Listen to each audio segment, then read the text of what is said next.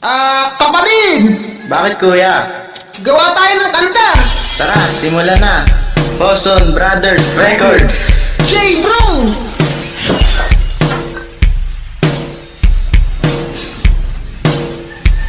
I-cover na natin to. Let's go!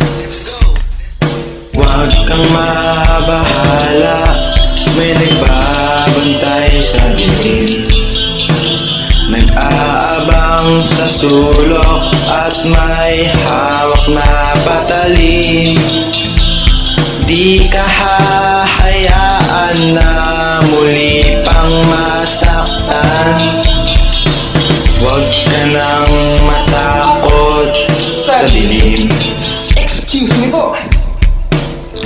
Ito ay kwentong hamon ng galing sa dalawang taong nagmamahala ng tunay. Ang ngalay Elsa at Lando, at kahit parang pagkakataon ay nakakandado. Dahil magkalayo ang uri ng buhay, ang estado ng buhay ni Lando ay di nalalayo sa marami. Sinunog ng araw ang kulay ng balat at marami ng galon ng pawis ang kanyang naigilig sa lupa, upang ang gutom ay di na masuklian pa ng luha. Habang ang babaeng kanyang minamahal ay sagana, ngunit kabilang sa pamilya na di alintanang makipagkapwa-tao sa mga tulad niyang dukha. Gayon pa may patuloy ang pagmamahal na pinula ng pag-ibig. Let's do it!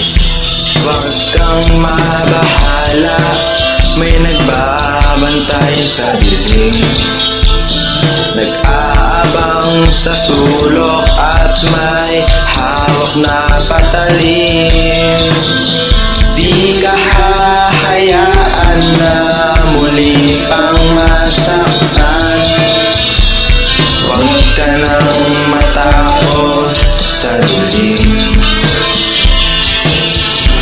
Kahit na ano pang bagay ang pilit na ihadlang, sino man ay walang makapipigil sa paghakbang ng mga paa na ang nais ay marating ang ligaya. Niyayang magtanan din nag-atubili na sumama, hawak ang pangarap at pangako sa isa't isa.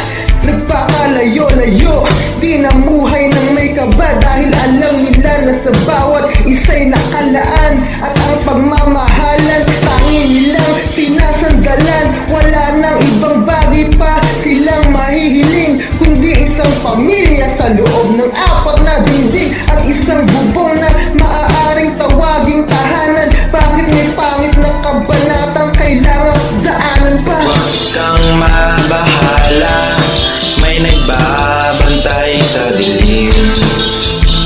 Nag-aabang sa sulok at may hawak na patalim. Di ka hahayaan na muli pang masaktan. Huwag ka nang matakot sa dilim. Isang gabi ng Huwebes, lumubog na ang araw. Doon tayo magkita, pasalubong ko syoba upang ating paghatian. Pagdating ng hapunan, meron palang nakaabang sa amin na kamalasan. Eskinita sa ermita, may sumaksa kay Elsa. Sa tagiliran isang makalawang na lanseta, ang gamit upang makuha lang ang kanyang pitaka. Kami mahirap lamang, bakit di na siya naawa? Hindi ko naabutang buhay ang aking mahal, at hanggang sa huling hantungan ay nagdarasal.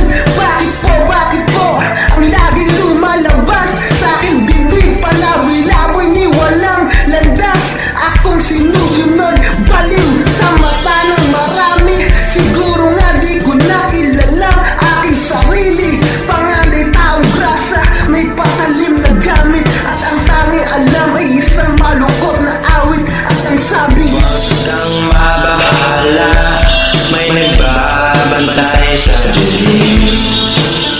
Nag-aabang sa sulok at may hawak na patalim. Di ka